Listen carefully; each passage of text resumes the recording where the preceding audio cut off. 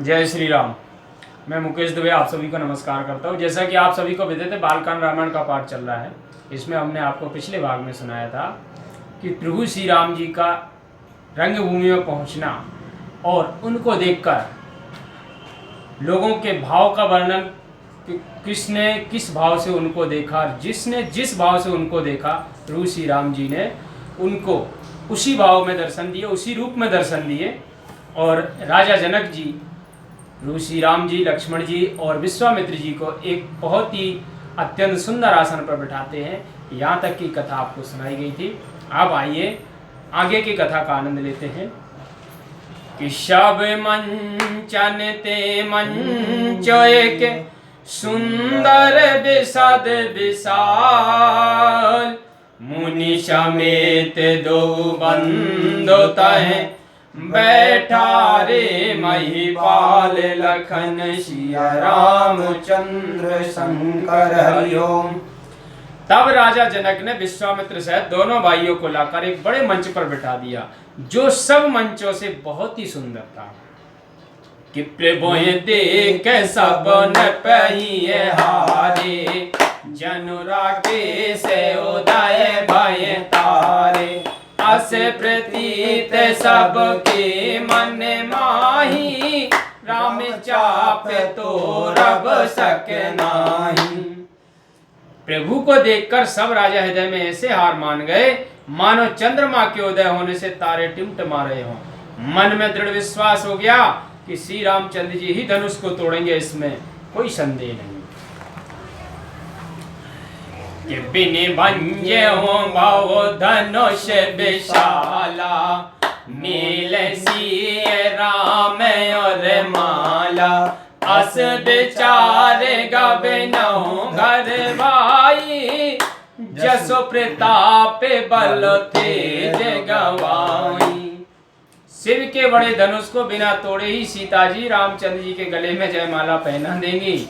हे भाई, ऐसा विचार कर अपने यश प्रताप बल और तेज को गंवाकर घर जाओ। कि बहसे अपर भूप सुन बानी, जे अविवेक आंधे अभिमानी, तोरे हो धनुष ब्याहो अवगाहा, बिन तोरे को कुंवर ब्याह। उनकी ऐसी वाणी सुनकर अज्ञानी और अभिमानी राजा हंसने लगे कि धनुष तोड़ने पर भी विवाह कर लेना कठिन ही है, बिना तोड़े कुमारी को विवाहने वाला कौन है। कि एक बार कालव किन हो, सियत समर जितब हम सो, यह सुने अवर महे पे मुस्काने, धर्मशील हरि भगत सयान। चाहे काल ही क्यों ना हो, एक बार तो हम लोग सीता के लिए उसे भी युद्ध में जीत लेंगे। तब उनकी बात सुनकर जो धर्मशील भगवान के भक्त अन्य बुद्धिमान राजा थे, वे मुस्कुराने लगे। कि रामासीय बियाह राम, गर्भ दूर करन पन के, जीत को शक संग्राम, दशरथ के रन बांकुरे। क्योंकि वे जानते थे कि इन सब राजाओं का गर्व चूर्ण कर श्री रामचंद्र ही सीता जी से विवाह करेंगे। भला इन महाराज दशरथ के रण बांकुरों को संग्राम में कौन जीत सकता है। कि व्यर्थ मरो जन गाल बजाई, मन मोदकन की भूख बुताई, सिख हमारे सुन परम पुनीता, जगदम्बा जानो जी सीता। व्यर्थ गाल बजाकर क्यों प्राण देते हो, भला कहीं मन के लड्डुओं से भूख जाती है। हमारी यह परम पवित्र शिक्षा सुनो और सीता जी को हृदय में जगत की माता जानो। कि जगत पिता रघुपति बेचारी, भर लोचन छबिले हो निहारी, सुंदर सुखद सकल गुण राशि, ए दो बंधु शंभोर वासी। और राम राम को जगत पिता विचार कर आंख भर इनकी शोभा देख लो। ये दोनों सुंदर और सुख देने वाले भाई सब गुणों के धाम तथा श्री महादेव जी के हृदय में सर्वदा ही वास किया करते हैं। कि सुधा समुद्र समीप बिहाई, मृग जल में रखे मरहु कत धाई। करहु जाय जा कहूँ जोई भावा, हम तो आज जन्म बल पावा। अमृत के समुद्र को छोड़कर मुक्त तृष्णा के जल को देख दौड़कर क्यों प्राण देते हो? जिसको जो अच्छा लगे करे, परंतु हम सब तो आज अपने जन्म लेने का फल पा रहे हैं। कि अस कहे भले भूप अनुरागे, रूपे अनूप बिलोकन लागे। देखहि सुर नभ चढ़े विमाना, बरसहि सुमन करहि कल गाना। ऐसा कहकर अच्छे राजा श्री राम जी के अनुपम रूप को देखने लगे। देवता विमानों में बैठकर भगवान का दर्शन करते और ऐसोगान करके फूलों की वर्षा करते थे। कि जान अवसर सीय तब पटई जनक बुलाय। चतुर सखी सुंदर सकल सादर चली लवाए। लखन सिया रामचंद्र शंकर हरिओम। सुंदर अवसर जानकर राजा जनक ने सीता जी को बुला भेजा। तब सुंदर सखियां जो बड़ी ही चतुर बुद्धिमती थीं, प्रेम पूर्वक सीता जी को साथ लेकर आगे चली। कि सिय शोभा नहीं जाए बखानी, जगदम्बिका रूप गुण खानी। उपमा सकल मोहे लगु लागी, प्राकृत नारी अंग अनुरागी। सीता जी के सौंदर्य को बखाना नहीं जाता, क्योंकि वे जगत की माता और रूप गुण की खान है। इस कारण मुझे सारी उपमाएं छोटी लगती हैं, क्योंकि वे प्राकृतिक स्त्रियों के ही अनुरूप हैं। कि सिय बरनीय तेई उपमा दे, को कभी कहाए अजस को ले। चौपट तरयती समसिया, जगयस जो बति कहाँ कमनिया। तब सीता जी के वर्णन में ऐसी उपमा देकर संसार में को कभी कहाकर कौन अपयस ले। यदि सीता जी को साधारण स्त्रियों के समान कहें, तो संसार में ऐसी सुंदर स्त्री कहाँ। कि गिरा मुखर तन अरध भवानी, रति अति दुख ते तनु पति जानी। विष बारुनी बांधो प्रिय जेहि, कहिए रमा सम किम मैं देहि। यदि सरस्वती से उपमा दें तो वे बहुत बाचाल हैं। पार्वती जी भी अर्धांगिनी है और कामदेव की स्त्री रति तो अपने पति को शरीरहीन जानकर अत्यंत दुखित है। फिर जिसका प्यारा भाई मदिरा और विष है, उस लक्ष्मी को भी सीता जी के समान कैसे कहें। कि जो छवि सुधा पायो निधि होई, परम रूप माय का छप सोई। शोभा रजो मंदरो सिंगारू, मथे पाने पंकज निज मारू। यदि शोभा रूपी अमृत का क्षीर सागर हो और उसमें अत्यंत रूपमय सुंदर कच्छप हो, और शोभा रूपी रस्सी से श्रृंगार रूपी मद्राचल पर्वत को कामदेव ही अपने हाथ से मंथन करें, तो यह विद्यो पे जे लाक्ष जब सुंदरता सुख मूल। तदपि सकोच समेत कवि, काय सिय समतुल। लखन सिय रामचंद्र शंकर हरिओम। इस प्रकार से सुंदरता और सुख की मूल जो कोई लक्ष्मी प्रकट होगी, तो उसको भी सीता जी के समान कहने में कवि को लज्जा आएगी। कि चली संग ले सखी शयानी, गावत गीत मनोहर बानी। सोहे नवल तन सुंदर सारी, जगत जनन अतुलित छवि भारी।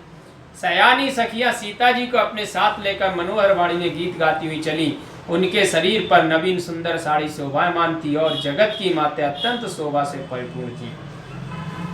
कि भूषण सकल सुदेश सोहाए, अंग अंग रच सखन बनाए, रंग भूमि जब सिय पगधारी, देख रूप मोहे नर नारी।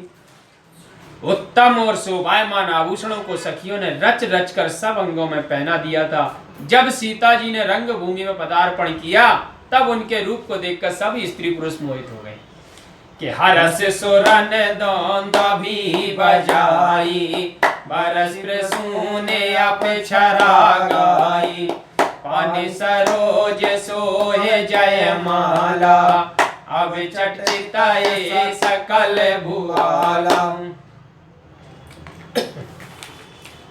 उस समय देवताओं ने प्रसन्न होकर दुंदुभी बजाई और अप्सराओं ने फूल बरसाकर गान किया। सीता जी के कमलवत हाथों में जयमाल शोभायमान है, यह देखकर सब राजा आश्चर्य से उनकी ओर देखने लगे कि सिय चकित चित राम ही चाहा, भय मोहे बस सब नर नाहा, मुनि समीप देखे दो भाई, लगे ललक लोचन निधि पाई।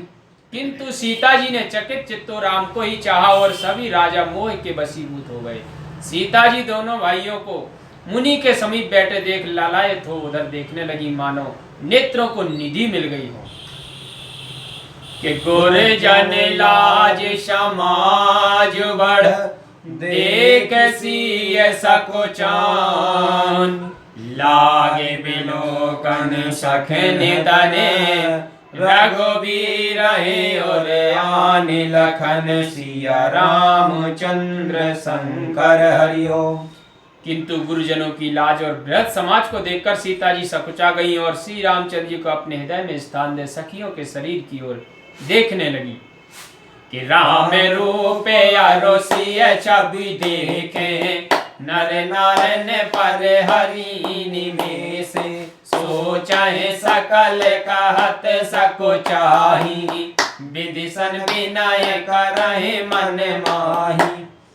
श्री रामचंद्र जी के रूप और सीता जी की शोभा को सभी स्त्री पुरुष एक टक से देख रहे थे। सब सोच रहे थे किंतु कुछ कहते हुए सकुचाते हैं और मन ही मन ब्रह्मा जी से प्रार्थना करते हैं कि हर विध बेग जनक जड़ताई, मति हमारे अस दे सुहाई, बिनु विचार पन लज नर नाहु, सिय राम करे करे विवाहु। हे विधाता, राजा की जड़ता को आप हर लें और हमारी जैसी सुहावनी बुद्धि उन्हें दे दें, जिससे बिना विचारे ही वे अपने प्रण को त्याग कर श्री रामचंद्र जी के साथ सीता जी का विवाह कर दें।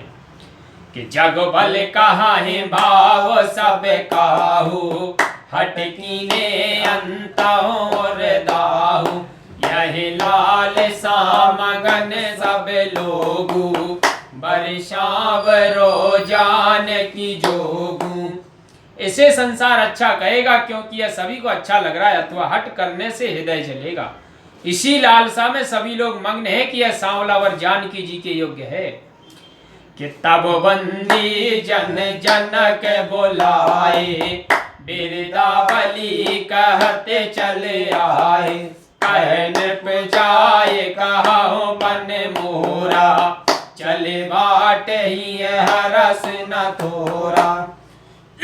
तब राजा जनक ने बंदी जनों को बुलाया तो वे उनका यशोगान करते हुए आए। राजा ने कहा कि जाकर सबको मेरा प्रण कह सुनाओ। तब भांट लोग अपने हृदय में प्रसन्न होते हुए चले कि बोले बंदी बचन बर, सुनो सकल महिपाल, पन विदेह कर कहे हमें, भुजा उठाए विशाल लखन, सिया रामचंद्र शंकर हरि ओम। फिर वे बंदीजन इस प्रकार श्रेष्ठ वाणी बोले कि हे समस्त राजा लोगों सुनिए, हम अपनी विशाल भुजाएं उठाकर महाराज जनक का प्रण कहते हैं कि नृप भुज बल विदेश वेदन राहु, गर्व कठोर विदित सब काहू, रावण बाण महाभट भारे, देख सरासन गवाही सिधारी। राजाओं के बाहुबल रूपी चंद्रमा को ग्रसने के लिए धनुष राहु के समान है। इसकी गरुता और कठोरता सबको विदित है। रावण और वाराणसुर जैसे महावीर इसके भारीपन को देखकर चुपचाप चले गए। कि सोई पुरार को दंड कठोरा, राज समाज आज जो ये तोरा, त्रिभुवन जय समेत वैदेही, बिन विचार बराय हटते ही। वही त्रिपुरारी महादेव जी का यह कठोर धनुष है। आज इस राज समाज में जो इसको तोड़ देगा वह त्रिभुवन विजयी कहलाएगा और बिना विचारे हठपूर्वक सीता जी उसको बरेंगी। कि सुन मन सकल भूप अभिलाषे, भटमानी अतिशय मन मांगे, हरि कर बांधे उठे अकोलाई, चले इष्ट देवन शरणाई। ऐसे प्रण को सुनकर सभी राजा हर्षित हुए, किंतु ये अभिमानी थे। वे अपने मन में बहुत क्रोधित हुए। वे कमर में फेंटा बांधकर व्यग्रता से खड़े हो अपने इष्ट देव को सिर नवाकर धनुष की ओर चले। कि तमकिता के तक सिद्ध धनु धरही, उठै न कोटि भांत बल करही, जिनके कछु विचार मन माही, चाप समीप महीप न जाही।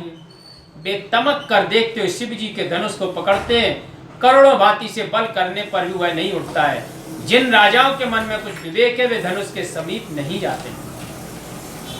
तमके धराए धन मूढ़ नृप, उठाए न चलाए लजाय, मनहु पाए भट बाहुबले, अधिक अधिक गरुआए, लखन सिया रामचंद्र शंकर हरिओम। किंतु जो मूर्ख राजा थे बारंबार तमक कर धनुष को पकड़ते, परंतु जब नहीं उठता था तब लज्जित होकर चले जाते, मानो वीरों का बाहुबल पाकर धनुष और भी अधिकाधिक भारी होता जा रहा था। बोलो सिया बोले रामचंद्र की जय हो।